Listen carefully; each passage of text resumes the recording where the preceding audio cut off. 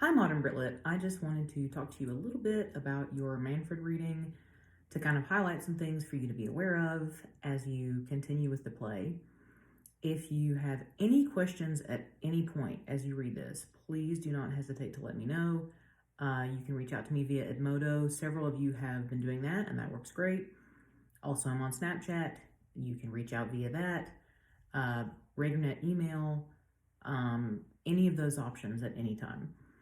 I posted a few things along with this video. There's a clip about the chamois, which is basically just a little baby alpine goat. If you were kind of curious as to what the heck it was that hunter was hunting and why he's up there, that's just kind of a setting thing. And there's a clip about the Jungfrau, which is called the top of Europe. It is the highest peak in the Alps. And so the quiz question about Manfred being up on Ben Nevis in Scotland, that was false because this is set in the Alps. And so I just wanted you to get a sense of kind of the grandeur and the beauty of his natural surroundings as he is standing on that mountaintop looking down. The whole thing is set in the Alps. That is where Manfred's castle is. And the Swiss Alps were a source of constant inspiration to the Romantics because for them, where they were located in England, as far as a traversable distance, those were as big a mountains as they were ever going to get. They were so impressive, so massive. They still are today. I have never been, but they're still really popular for a reason because they're just completely majestic and hard to even process. And Switzerland in general was a big hit with all the Romantics. They went there often. Byron spent a lot of time there once he was basically exiled from England. They were all there together on vacation. And we'll talk more about this with Frankenstein, but the reason that Frankenstein even got written is because a bunch of the Romantics were together on a vacation in Switzerland, and it rained, and the weather was really cold and gross, so they couldn't go swimming or boating, and they came up with this idea of doing a spooky story contest to pass the time. So Switzerland was just a big hit with them. They were there frequently, and it was a place from which Byron drew a lot of inspiration. And since it is where he went immediately after his exile for a while, that's probably why Manfred, the play, is set in that area. So you can kind of get an idea as to the setting and what it looks like from those two videos. Let's talk about this kind of opening scene. There's a link that I put in there about the alignment chart. I want to say like half of you that are in this class just had me for Comp 2. So all of you are going to remember what the alignment chart is. That is not going to be new information for you. So congratulations, you're already up on it. For the rest of you, the alignment chart is a concept that first came into being from tabletop role-playing games such as Dungeons & Dragons, Pathfinder, Hackmaster, any kind of game where you're like rolling dice and playing through a character and seeing how that character would respond. And the character alignment chart basically helps people anticipate how characters that they build will react in certain situations, and it involves an axis of good versus evil and also lawful versus chaotic, because being lawful and being good are not the same thing, and oftentimes breaking the law and being evil are not the same thing, as Martin Luther King eloquently pointed out in a letter from a Birmingham jail. So it kind of just charts the intersection of those two concepts. I want you to be aware of the alignment chart as we go through Manfred, because there is a definite trajectory of the other characters that Manfred the Wizard chooses to interact with during this play. Here in the beginning, he is calling upon these elemental spirits. And I would essentially say that they are neutral good. They're not really like lawful or chaotic. Nature sometimes can be chaotic, but physics and science and nature also has its own laws. They're not really trying to serve anybody but the things over which they have governance, but they are not bad. They are, in essence, good spirits. And they try to do the best for Manfred. There's not a whole lot they can do. So they're elementals. If you ever play World of Warcraft, you can summon an elemental sometimes and it will like follow you around. Basically just the idea of a spirit that is attached to one of the physical elements. So as you scroll through and look at them, and they each have their little speech, because of course Manfred is extra and feels like he has to summon them all because one is not good enough for him. Hi. I think we're good. Let's use the plant to keep the iPad in place because I am too lazy to record all that. That's just the reality of life right now. Okay. Did I scare you? Was it a heckin' spook? All right, I'm back. There's a spirit of the heavens. There's a spirit of the waters. There is a spirit of the Alps themselves. There is a spirit of earth, the spirit of air. And I love the goth spirit that comes in. That's just like the night spirit. And like everybody else is waxing poetic, and the goth spirit just has 2 lines and says, "My dwelling is in the shadow of the night. Why doth thy magic torture me with light?" Which is kind of like in Aladdin when the big tiger sand monster is like, "Who disturbs my slumber?" The 7th spirit is the spirit of the stars. And this is an interesting segment that I mentioned in the discussion post, but nobody tackled it. And he says, "The star which rules thy destiny was ruled ere earth began by me. It was a world as fresh as fair, as air revolved round sun and air. Its course was free and regular, space bosomed not a lovelier star. The hour arrived, and it became a wandering mass of shapeless flame, a pathless comet, and a curse, the menace of the universe.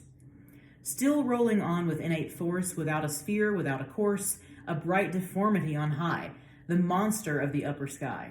And thou, beneath its influence born, thou worm, whom I obey and scorn, forced by a power which is not thine, and lent thee but to make thee mine, for this brief moment to descend, where these weak spirits round thee bend, and parley with a thing like thee.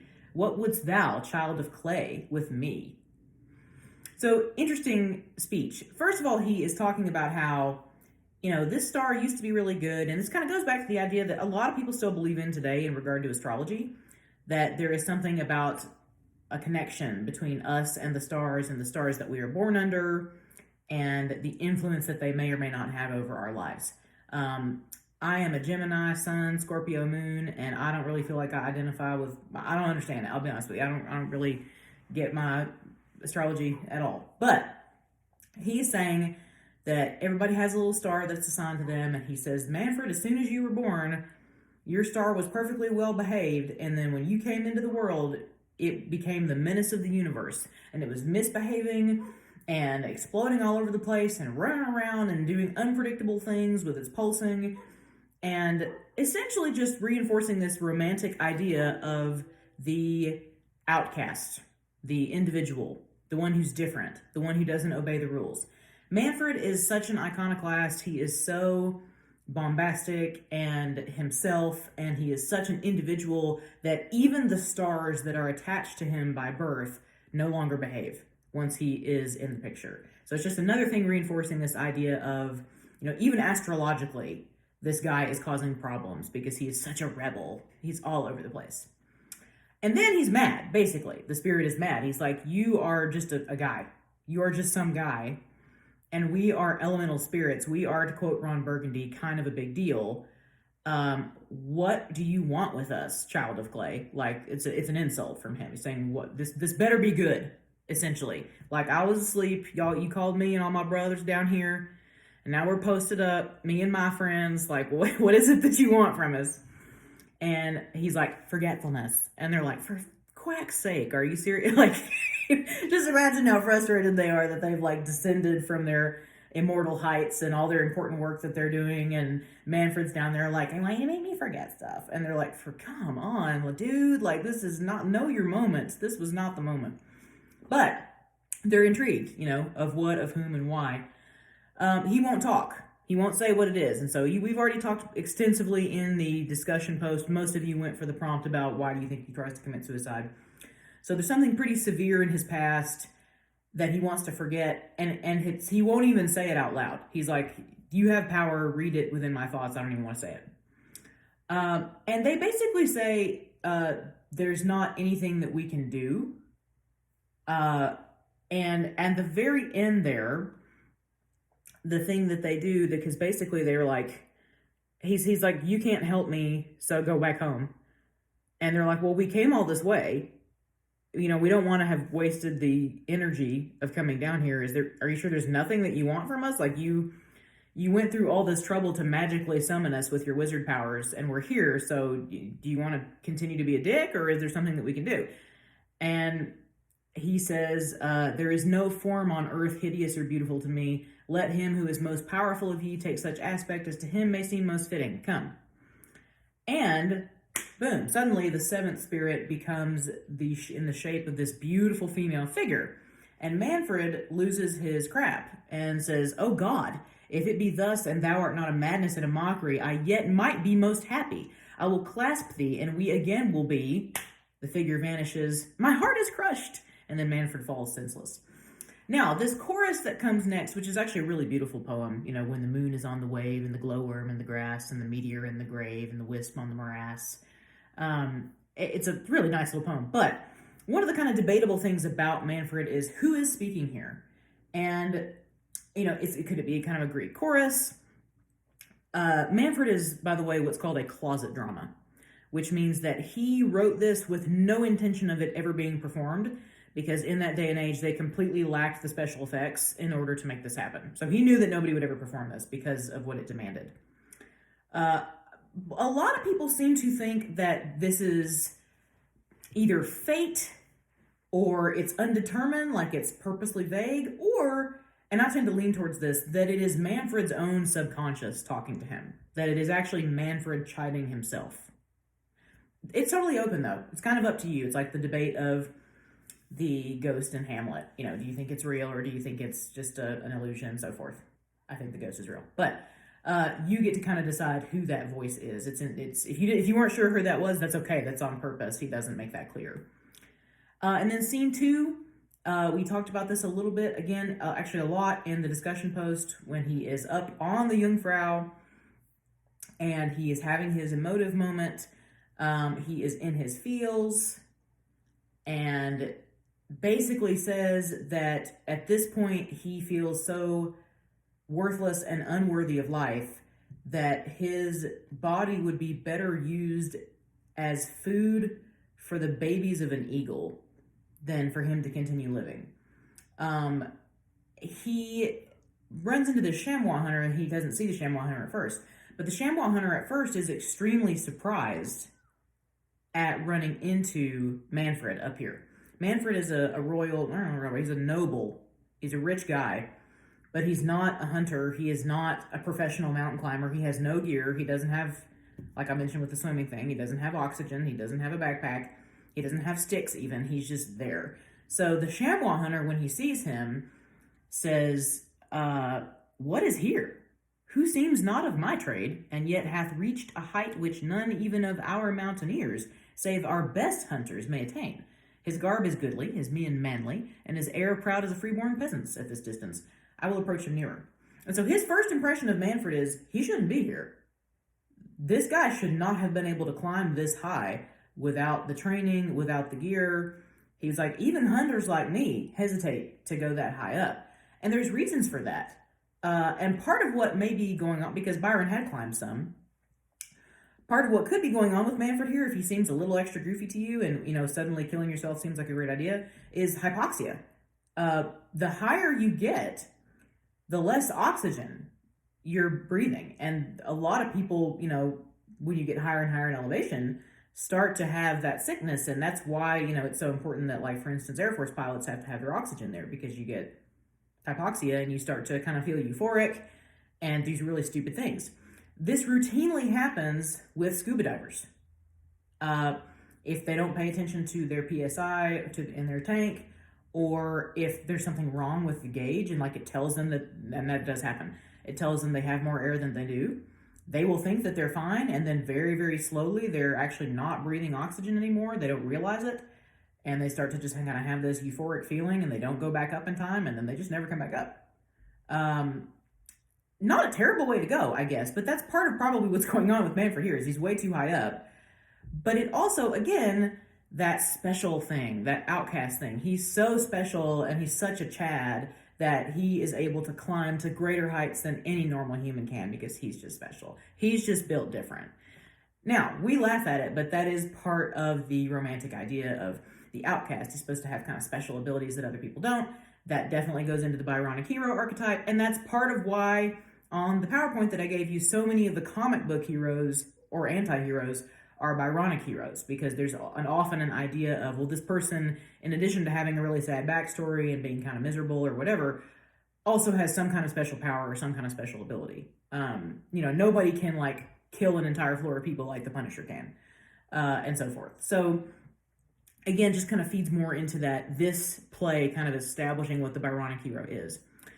If you're wondering, why is the Chamois Hunter here? Again, if you remember on that chart, one of the things about Romanticism was elevation of childhood and the common man. So they thought that the common people, the regular everyday people, were in some ways more pure and less corrupted than rich people or aristocrats who lived in the city. And so it is not surprising that he chooses to feature just a regular everyday chamois hunter, just living his life, honest, living off the land. That very much, again, goes in with the ideal of the Romantics.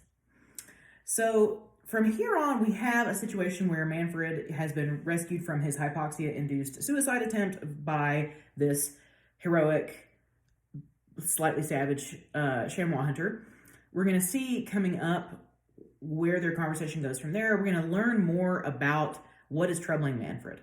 I will go ahead and tell you, he never actually, it's never going to be like, oh, and blah, blah, blah, blah. Like, it doesn't spell it out, but it gives you enough to where you can figure out what happened pretty much, and you just have to read the implications a little bit. So your homework for next time is to just finish the play. I made it a little more for next time instead of this first time, since you also had the lectures and the PowerPoints to listen to that were longer. So you're just going to read, it's just a 3-act play. So you're just going to read Acts 2 and 3 for next time. And the quiz will be exactly the same. It'll be 3 questions. If you get all 3, then you actually get extra credit. If you get 2 out of 3, then that's full credit, and so on. And after that, we will kind of transition out and start working on some of the other Romantic poets. But I do actually have an extra credit opportunity for you. So if you're interested in that, if you like extra credit, or if you just think it would be fun, I will post about it in the Edmodo post where I have the link to this video and the other stuff that you need for next week. So to wrap up, if you have any questions, let me know. A lot of you are probably sitting there like, why are we reading a play about a sad wizard? This is way more emo than I signed up for. There's going to be a lot of emo, I'm not going to lie to you. That's just the period that we're in. I can't do anything about that.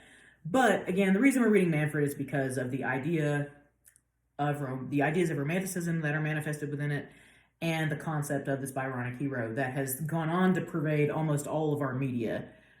This is kind of, this man, Byron, and this play about Manfred is kind of the genesis of that idea. So I wanted to say, and I'll say this on the post as well, I have never done an online Edmodo quiz where I haven't had to track people down in the 11th hour and be like, please take your quiz.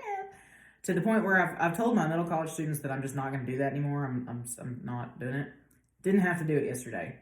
I logged on, right, like an hour left. Every single one of you had done the quiz already.